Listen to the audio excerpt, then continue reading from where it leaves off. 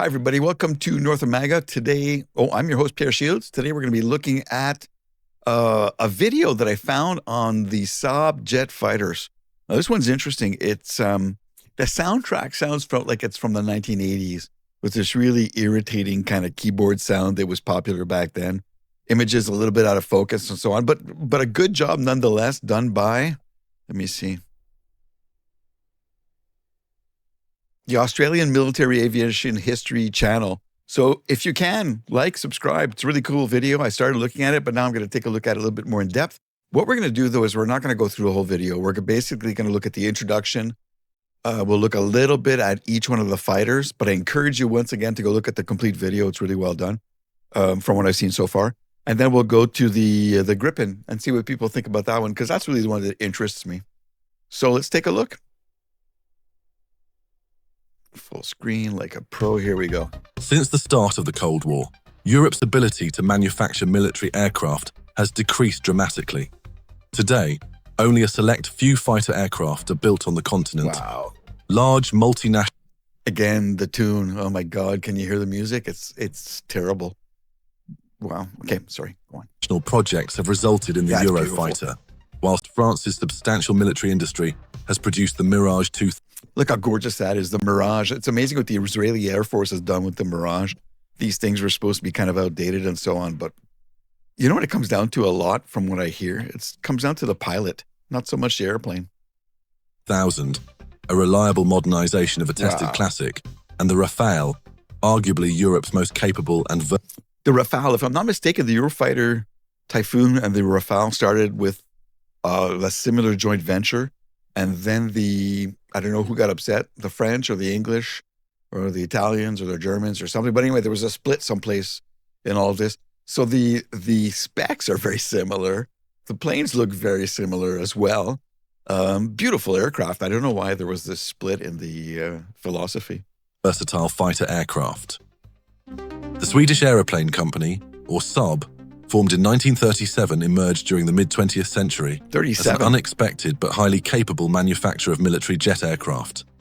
They have produced 7 military jets since the 1940s, improving their own manufacturing abilities with each and culminating in 3 iconic designs.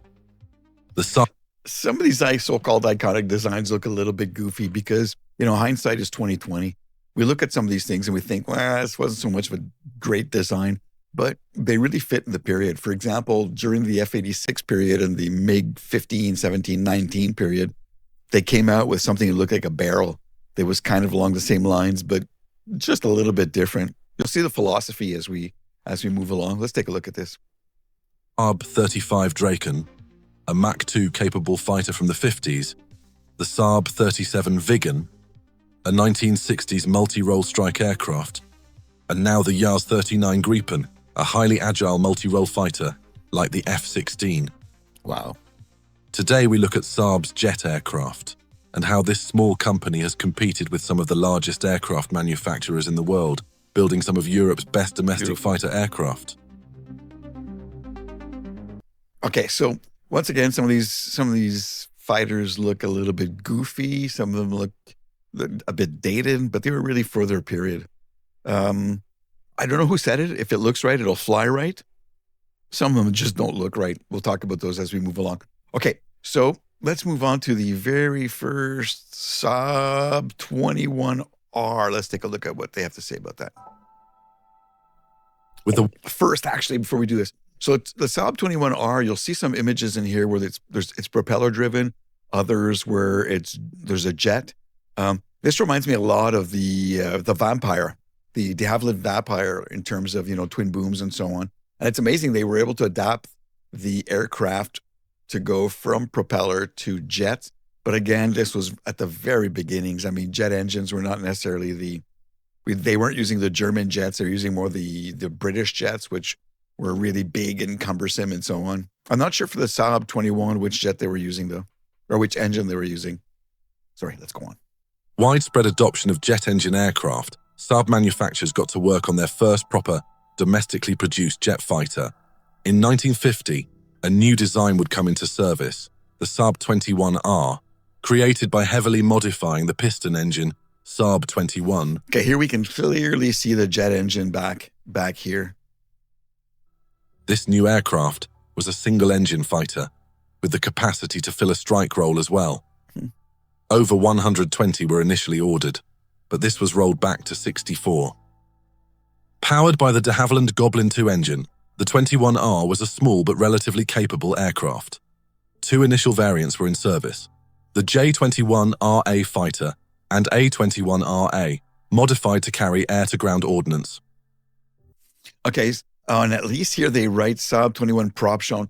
You know what really bugs me is when you watch a movie and an L-1011 takes off and then the DC-3 lands, or, it's just incredible how they expect people to know nothing about airplanes, and these producers couldn't care less when they come out with them. So at least here, they've written at the bottom, Saab 21 prop shown. So they go back and forth from the jet version to the prop version. But, kudos. Thank you so much. Okay, let's move on to the next one, which is the Saab 29 Tunnan.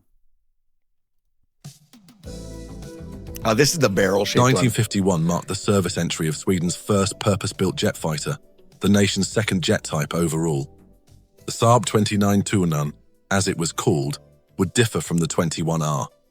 Powered by the de Havilland Ghost engine, Okay, the music's not as bad, but it's still pretty freaking terrible. So look at these things with the little air intake here. They kind of look like a goofy MiG-15. Featured an entirely different airframe, more modern looking and better suited for the fighter role. It had swept wings, a more aerodynamic fuselage. Ooh, swept wings. Only 10 years after, whatever. Far better performance and far greater potential versatility. During testing, Look at this formation. This formation has airplanes in it that have probably all been scrapped by now. Imagine the cost of that formation and how quickly it was, what's the right word? Deprecated. The Type J-29 had proven to be better than expected. As test pilots noted, despite its strange outward appearance, which earned it the nickname Barrel, yes, the J-29 test aircraft was faster than expected. During its early years in service, it would set several speed records, a world speed record of 907. Okay, I'm going to stop there. It sounds like a little bit like porn movie music. It's amazing that Sweden, with a third or a quarter of Canada's GDP, is constantly coming up with these fighter aircraft. It's really impressive, and they've done it since forever. Okay, so that was the Saab 29 Tunnan. Let's move on to the Saab 32 Lansen. So exciting. Saab would produce what could be considered its first truly modern jet fighter, the Saab 32 Lansen. Far more advanced than its predecessors, the Lansen would be transonic, swept wing, that's and closer in outward appearance and capabilities. It looks a bit like a P-80 shooting star in the front of it, but it's got this Supermarine or this Hawker, I can't remember, Supermarine, Hawker, oh goodness. Help me in the comments. It's got a certain look to it. It's starting to look pretty modern. Modern British designs of the era. Like the Canberra, it would be powered by the Rolls-Royce Avon 200 series and feature a similar profile to the Hawker Hunter. There you go, Hawker Hunter, yes. A long time in the making, the Lansen was intended to meet several... These air intakes are definitely P-80, the shooting star. Okay, so that was good for this one. Let's move on to the Saab 210 Lil Drakken. Saab had begun research on a small delta wing design, and by January 21st, 1952, was test flying such a concept. It's I get what they're doing, but kind of looking goofy. So they're integrating the inlets directly into the wing leading edge, and it's kind of an entire flying wing at this point. But I find that the two different angles of the sweep are kind of weird looking. Let's listen to a bit more. Designated Saab 210 and referred to as the Lil Drakken or Little Dragon. Okay, seriously? How could this not be every hobbyist's fantasy? Having a little thing like this in your backyard. Look, and it even looks like Canada down here with all the snow and so on. Wow, so cool. Design was meant to test the double delta design, specifically to gauge its performance at low speeds. Two variants would be produced, the A and B, the primary difference between the two being the length of wing roots. The A model had a large wing, with the wing roots extending up beyond the canopy. The B model would move these back, giving the pilot better forward and side visibility. Okay, it's starting to look more like the final Lil Drakken or the Draken version here, with the air intakes up here and the kind of integrated right into the wings. A 70% scale build, it was intended from its outset to be a test bed for what would become Look at all these engineers and draftsmen and so on, draft people if you want, if you will. It's amazing how all this stuff was done by hand. Today we have computers, we have AI, we have so much. Wow, I don't understand. Well, actually, and also airplanes have gotten very, very complex, very costly because of the complexity. Sometimes I may think there might be some over-engineering, if you will, a bit like the German submarines. Over-engineering is not necessarily a winning situation. Saab's first truly cutting-edge jet fighter. In Now, the real October Draken. 1955, Saab's revolutionary interceptor would take to the skies for the first time. Based on the Saab 210 testbed, this new double-delta aircraft would be Mach 2 capable. I still think it looks goofy. It was called the Saab 35 Draken, meaning dragon or kite. The Draken would be a proud milestone for Saab. It would be the first effective double-delta aircraft to enter service, and the first Western European production aircraft capable of Mach 2, beating the Mirage. Okay, Mach 2 is really cool. Beating the Mirage, of course, that's really cool. But still, if anything, if I was in this business, I would take this as one of those prototypes where you think, okay, you know, we tested all kinds of stuff. We know it works well. We know it doesn't work. Let's move on to the next one. So what we're going to do also is move on to the next one. Let's go to the Saab 37 Viggen. Oh yeah, I got some stuff to say about this too. Oops, play. Listen to that tune. In 1967, a multi-role platform would emerge. The Saab 37 Viggen, later referred to as the AJS-37, would be the world's first mass-produced combat aircraft to feature canards. Cutting edge for its time, the Viggen featured arguably the first modernized... Okay, it features canards, which are really cool, but canards are also well known for their non-stealth features, if you will. It makes you very, very, very seeable. What I find weird about this airplane is the compound swept wing. It looks like they changed their mind as they were moving along. You know what it looks to me like? It looks to me like the F4 Phantom, where the F4 Phantom, they were designing it and then they're coming out with the plane. You're like, okay, we have a problem with this. Okay, so we got to move the wings up a little bit. We got to move the wing tips rather up at a certain angle up. Not so sure about this part of the plane, so we got to move the elevators down. It looked like with the F4, looked like constant adjustments and a lot of the features look like they were fixes to make it fly better. For me, the Viggen is starting to look a little bit like that. Flight computer out of any Western European aircraft. A digital central computer with integrated circuits, capable of aiding the pilot in a variety of tasks. The aircraft had been finalized in 1963. Wow. A delta wing design with a single engine, it was capable of operating from short runways or roads in emergency situations. So like in 63, their thinking was that they might have to take off from roads and from non-perfect runways. Just so far ahead of their time. It's fantastic. Well, actually, it was during the Cold War. So they were really thinking about what they would do if the Russians destroyed their airfields and so on. Well done. With reverse thrust capabilities, it could land on short runways and take off on runways as short as 500 meters. Wow. On the drawing board, the design was meant to be cheaper and equally as effective as the American-built F4 Phantom. It also had to fulfill the previously stated goal. But it also had one engine. You know, if you want to have a cheaper airplane, you go from 2 engines to 1 engine, and you're sure it's cheaper. But there's the redundancy of 2 engines, which is kind of neat.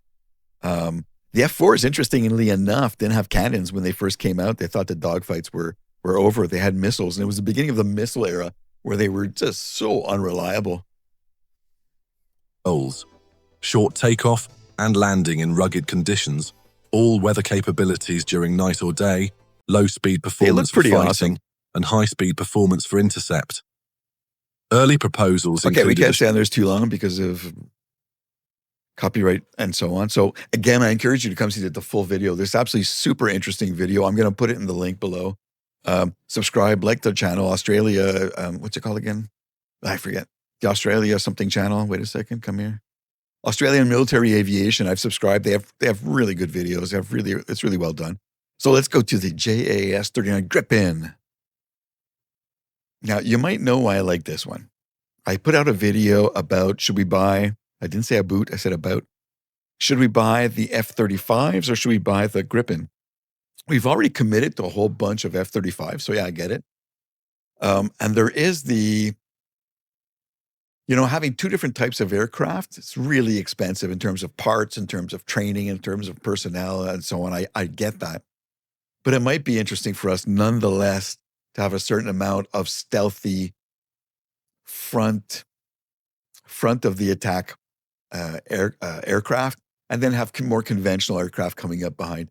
I mean, we've seen this used a zillion times before, where the stealth fighters will come in and just destroy the Saab missile sites and so on to give us air superiority. Once you have air superiority, I mean, the Saab Gripen is a very, very competent aircraft. So let's take a look at the propaganda from Saab. Saab? Okay. The most recent development from Saab would take its maiden flight in 1988. The JAS-39 Seriously, everything we look at looks like Canada. Gripen would be a small multi-role fighter capable of taking up the roles of both the Viggen and Draken, a single modern platform for the 21st century. Wow. In 1979, initial proposals were put forward. By the mid-80s, a prototype had been drawn up and was under development, taking to the... Okay, 70s, mid-80s, we're 2025. Wow. So it's proven technology. There's that. If we get is it the GE engine, then, it's not American necessarily, so we don't necessarily have to rely on the US as much. The B-52 is, over 50 years old, and they're kind of reworking it now. Once you get it, 737, same deal. Once you get a good airframe, you can add to it, you can modify it, you can improve it. And what is it that improves the airplane's overall efficiency? I think it has a lot to do with engines and avionics. Because the airplanes are already inherently unstable, so they wouldn't be able to fly necessarily without computers. And the computers are getting better and better. What I find interesting is the fly-by-wire thing where instead of having the stick, when you move the stick to the right, having the plane yaw or what is banked to the right, the computer will try to understand what you want and will do all kinds of things so that seamlessly it does what you want. Because the airplanes are unstable, it's not necessarily as simple in terms of elevator, elevons, rudders, and the rudder, and so on. Okay, let's go blah, blah, blah. Enough of this, and let's go on. Guy in December 1988. The name YARS referred to the three roles the aircraft would focus on: air-to-air, attack, and reconnaissance. Didn't know? Designers took inspiration from several designs, notably the Mirage 2000, Hornet, F-20 Tiger Shark, and the F-16. Great airplanes, all of them. One early struggle was figuring out the flight control system. Just like the F-16, the Gripen would need an onboard system that could automatically stabilize the inherently unstable aircraft in flight. The Saab team would eventually figure this out, but not after the crash of the first prototype. Yeah, in the 80s, the technology wasn't necessarily there. The 90s, it was starting. Most of those airplanes, I think, had Windows 95. Just kidding. Now the technology is starting to get pretty friggin' awesome, like really, really awesome. That's why these older airframes that are still well-designed and well-built can be reused. But I can imagine in the 1980s, the computers were terrible. I mean, your cell phone is more powerful than the computers in these early jets. And a second crash 3 years later. This highlighted both the danger of working with an unstable platform and the impressive achievement made by the F-16 team, who had figured out the problem 19 years earlier. By 1994, two variants were on order. The A model would be the base model, single-seat version. The B model would be a twin-seater, primarily used for training, but adaptable for use on special missions. In 1995, a joint agreement between Sweden and Britain resulted in the Saab BAE Gripen AB, with the goal of manufacturing and promoting the sale of the Gripen platform internationally. Part of the agreement... Okay, once you get another expert on board like BAE, wow. It's a little bit like when the Marines wanted to use the Hawker and they got, who did they get involved with? McDonnell Douglas, who was it? And they turned out a Super Harrier. Harrier was already a great airplane, but some of the improvements were really impressive. It would include the conceptualization and production of new NATO-standardized versions of the aircraft. These would be the single-seat C model and the two-seat D model. In 1996, the aircraft... The ambassador to Canada, Pete, whatever, he was talking about the F-35s being integrated into, was it NORAD or NATO, and how easily they would be integrated, but the Gripen not so much. You know, I've been working IT 30-something years. It doesn't make any sense to me. It's a question of mapping things, and it doesn't make any sense to me. And if they're not able to integrate into NORAD or NATO, it's because somebody's not doing their job. Not that hard. Would enter Swedish service. With similar characteristics to the F-16, it would feature multi-role capabilities with a specific strength in air-to-air engagements. I don't get tired of watching these planes fly by. Just don't. By 2007, a further modernization to the platform was planned. A demo variant was shown off. Is that a most gorgeous paint job or what? That is just beautiful.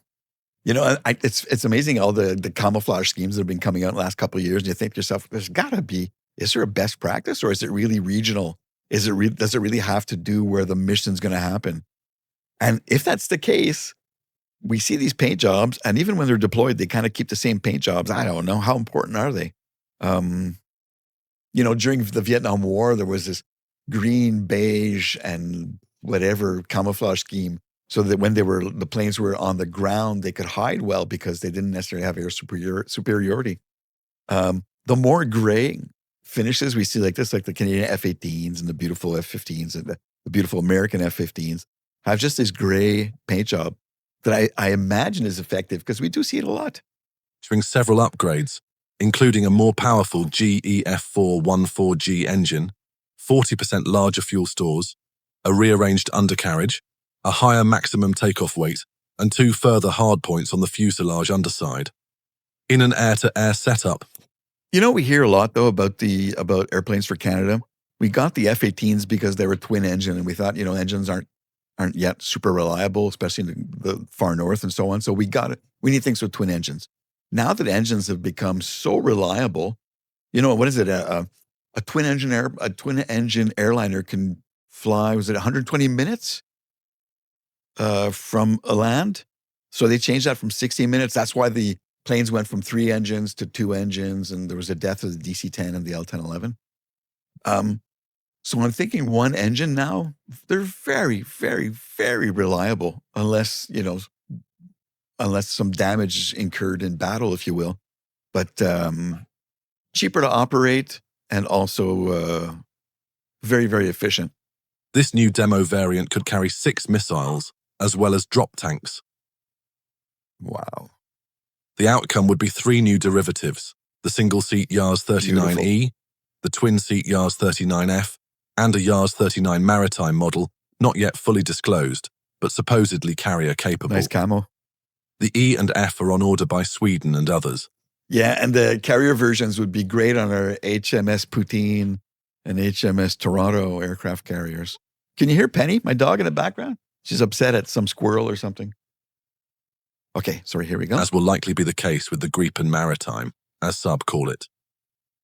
Retaining the multi-role capabilities present in the original Gripen variants, these new platforms, broadly referred to as the E series of Gripens, will expand its intended role to further future-proof the design. Among the new and improved capabilities includes the ability to provide modernized electronic countermeasures, electronic warfare such as jamming, system linking, interoperability with other NATO systems, 10 hardpoints for weapons, and overall improved performance in the air. As it currently stands with the C model, Beautiful. the Yars 39 aircraft. can achieve speeds up to Mach 2, with a combat range of 800 kilometers and a ferry range of 3,200 kilometers. It has a service ceiling around 52,500 feet. It is rated for 9G plus maneuvers and up to 12G if necessary. The C and D both feature a wide array of adaptable weapon systems. For air-to-air, the Gripen currently features support for several Fox 2 missiles, the Iris-T, Sidewinder, and A-Data, several Fox 3 missiles, a lot of the options. AMRAAM and Meteor, and ability to slew to a helmet-mounted display. Yeah, the technology now for the helmet-mounted displays is unbelievable. It's not even heads-up displays anymore. I mean, basically, you're looking left or you're looking right. In some of these, you have the transparent or the glass cockpit, I think it's called. So when you look someplace where there's actually aircraft, so you can't see outside, it'll fill out the outside for you. Unbelievable where we're at. Look at this, full of, these planes that we see are full of extended range tanks. They've got these missiles on them and so on. They are so dirty in configuration. Regarding air-to-ground, the platform can usually field the AGM-65 Maverick, Mark 80 series bombs, the GBU-12 and GBU-39, as well as the KEPD-350 Look how dirty that. They have the air brakes out. RBS-15 anti-ship missile. A variety of decoys, electronic countermeasures, and recon pods can be fitted to the platform as well. That's Though the be Gripen has now been in really service for nearly non-stealth. 3 decades, ongoing upgrades and the introduction of the new E and F variants ensure the design remains firmly future-proof. These latest models expand its multi-role capabilities with advanced avionics, greater endurance, and modern weapons integration. Today, the Gripen stands alongside the Eurofighter Typhoon and Dassault Rafale as one of Europe's preeminent frontline fighters. You pronounce Rafale properly. So I hear some people saying Raphael. That's just not it. It's Rafale, which means it's a gust or strong wind, something like that. Look how beautiful that camo. Oh. In retrospect, Saab's progression through the jet age stands out as both ambitious and highly successful.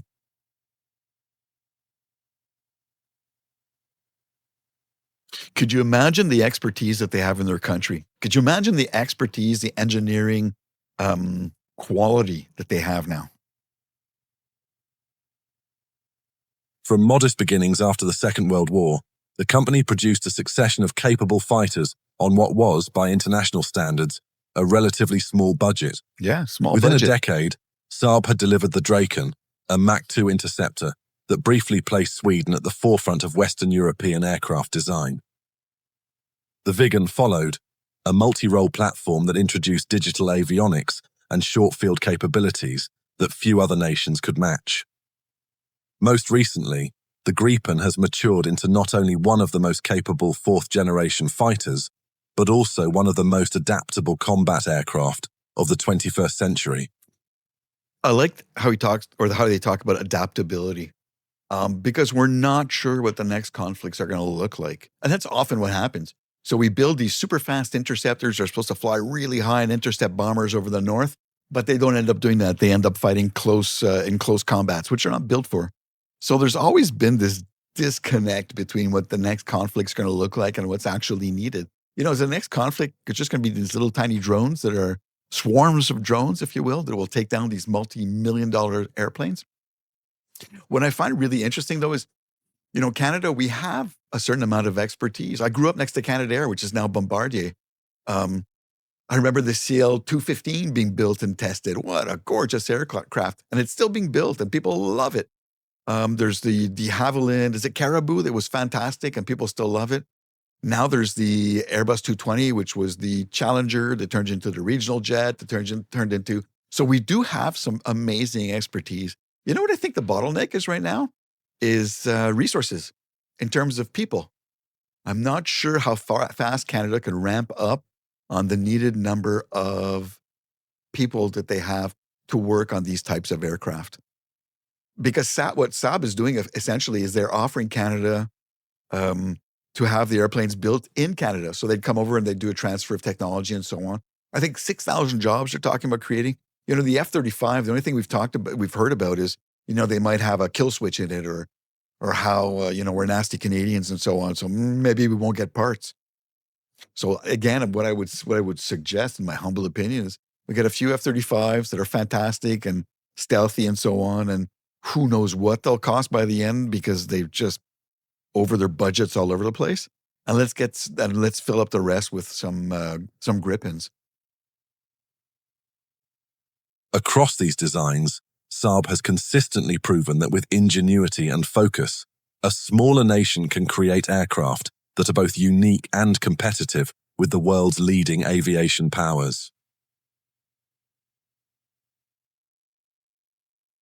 Okay, well done. Just really well done. If you enjoyed this video, subscribe, like, please share. Again, we're at 498,000 subscribers away from 500,000. So we're almost there. No, I'm just teasing. But if you want more of these types of videos, I absolutely love everything that has to do with airplanes. So I'm here. Go play outside and have a great day.